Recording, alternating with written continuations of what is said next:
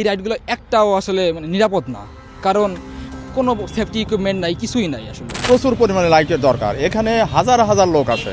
শান্ত বিকেলের ঠিকানা হিসেবে পরিচিত উত্তরা দিয়াবাড়ি লেক এখন রূপ নিয়েছে অস্থায়ী বিনোদন কেন্দ্রে। রঙিন রাইড, দোলনা আর ভিড় সব মিলিয়ে জমজমাট পরিবেশ তৈরি হলেও নেই পর্যাপ্ত নিরাপত্তা ব্যবস্থা।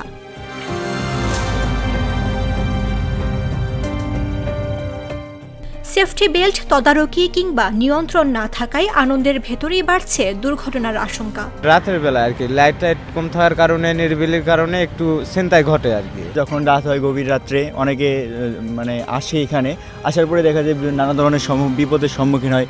এই জায়গায় গেলে বিভিন্ন ধরনের লোকজন আসে, জড় হয়, তারা আসে বিভিন্ন ধরনের কথা বলে, টাকা চায়, পরে তাদের আটকায় রাখে, নানা ধরনের ভয় দিয়ে থাকে। বিকেল নামলেই লেক পাড়ে গড়ে ওঠে ছোট ছোট অস্থায়ী রাইড ও বিনোদন কার্যক্রম। নগরবাসীর ভিড়কে কেন্দ্র করেই ব্যবসা গড়ে উঠলেও নিয়ম নীতির ঘাটতিতে তা হয়ে উঠছে ঝুঁকিপূর্ণ।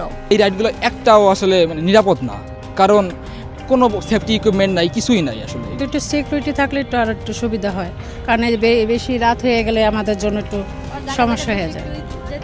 যে জিনিসগুলো দেখা যায়, নৌকা বা নাগরদোলা, অনেক সময় নানা ধরনের দুর্ঘটনার শিকার হয়, যে লোক উঠার কথা তার থেকেও বেশি লোক ওঠে। তো এই ক্ষেত্রে নিরাপত্তা আসলে বাড়ানো উচিত বলে আমি মনে করি।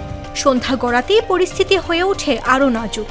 পর্যাপ্ত আলো, নিরাপত্তা টহল বা নজরদারি না থাকায় বাড়ছে অনিরাপত্তার শঙ্কা।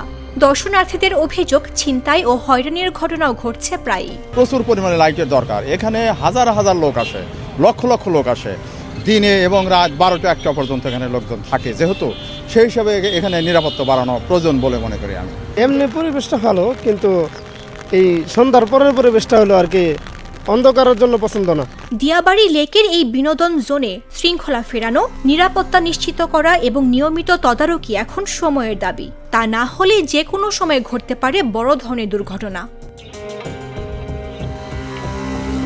নিউজ ডেস্ক, জাগো নিউজ।